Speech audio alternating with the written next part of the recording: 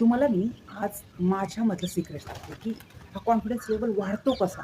कॅमेऱ्याच्या समोर बोलणं किंवा आपल्या घरी उठण्यामध्ये आपल्यात जे भीतीचं वातावरण आहे, ते कधी कमी होईल? हमेशा आपल्यामध्ये हा पॉइंट आपल्याला म्हणजे जाणवतो आणि बऱ्याच जणी अशा असतात, की डेअरिंग करायचं बघतात, पण ते भीतीच वाटते. ही भीती घालवण्याचा आज तुम्हाला मी सिक्रेट सांगते. म्हणजे काय होतं, खरं तर असं सांगितलं, की तुम्ही बुक वाचा, तुम्हाला खूप भारी वाटेल. आपला अजिबात विश्वास बसत नाही आणि हा विश्वास का बसत नाही? कारण वाचणं एक तर स्कूल टाईम आपल्याला एवढं आवडत नसतं आणि नंतर कोण वाचणार असा प्रश्न पडतो आणि आपल्याला तर कॉन्फिडन्सने जीवन जगायचं आहे, या भीतीमध्ये वैतागून जातो. तर सिक्रेट म्हणजे काय? तर जसं मी माझ्या रीडिंगमध्ये वाढ केली, माझ्यात ग्रोथ वाढायला लागली. माझ्यात जो मी बिझनेस करते त्याच्यामध्ये मला कामाची स्पीड वाढलेली जाणवली आणि ह्या सगळ्या गोष्टीचं एकच सिक्रेट म्हणजे रीडिंग. खूप सारं नका करू. ॲटलीस्ट 3 पानं, 4 पानं जरी केली ना, थोडे-थोडे, तरी तुम्हाला नक्की तो एक्सपिरियन्स जाणवेल. तो तुम्ही घेऊ शकता काय एक्सपिरियन्स.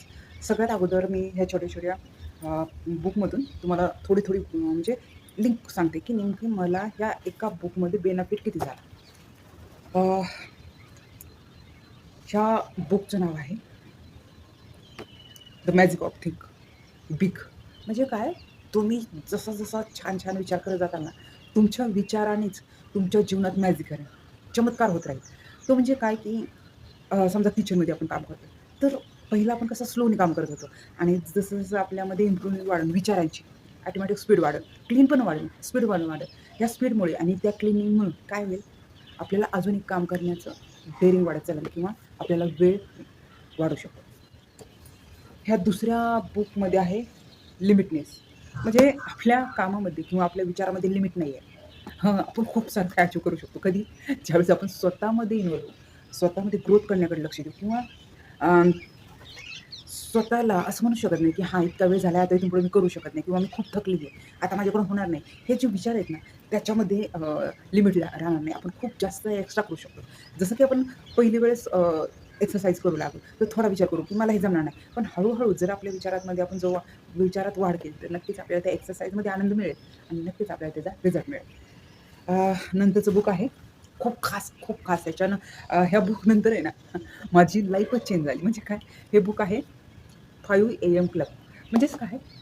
सुरुवात तुमच्या सकाळची आहे. तुम्ही जर लवकरात लवकर करण्याचा विचार केला, खूप सारी अचिव्हमेंट भेटेल, खूप सारा आनंद भेटेल, खूप सारी कामं लवकर होऊन तुम्ही स्वतःला आराम देऊ शकतो आणि खूप नव्याने जी दुसरी कामं आहेत ते पटपट करू शकता. कधी?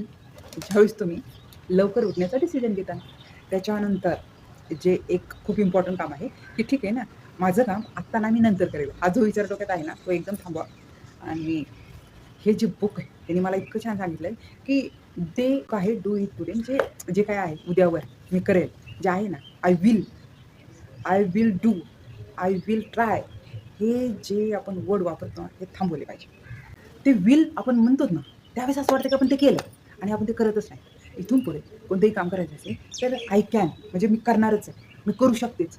म्हणजे मी करणार आहे आणि ते उद्याचं काम काय प्लॅनिंग असेल, ते आज मी कसं थोडं तरी ट्राय करेल म्हणजे उद्या करायला मला इझी जाईल. हा विचार आता फरक पडतो. त्याच्यामुळे तुम्हाला जर वाटत असेल, की मला वाचायला वेळ नाही आहे, मी काय करू? वेळ आहे.